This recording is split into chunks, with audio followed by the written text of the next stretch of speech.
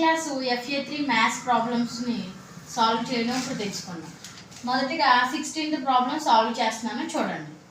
Simplify a into a square plus a plus 1 minus 1.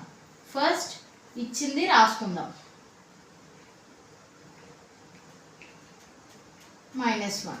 Next step ఏతో multiply చేద్దాం. అంటే a into a square plus a into a plus a into 1 minus 1.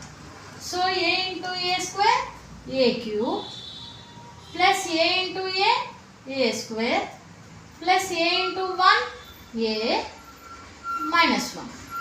So మనం simplify చేసాం. ఇప్పుడు మనం ఇంకా ఏ value మనకు ప్రాబ్లంలో ఎంత ఇచ్చాడు ఒకటి ఇచ్చాడు. ఆ ఏ ప్లేస్లో a ఈజ్ ఈక్వల్ టు 1 అని సబ్స్టిట్యూట్ చేద్దాం.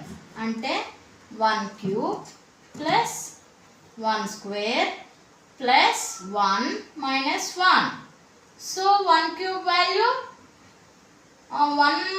1 పవర్ ఎనీ నెంబర్ ఉంటే మనకు వాల్యూ 1కి ఎంత క్యూబ్స్ ఉన్నా పవర్స్ ఉన్నా దాని యొక్క వాల్యూ 1 మాత్రమే అవుతుంది.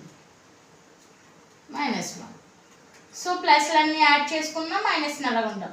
1 plus 1 plus 1 3 -1. 3 minus 1 2. That is the answer.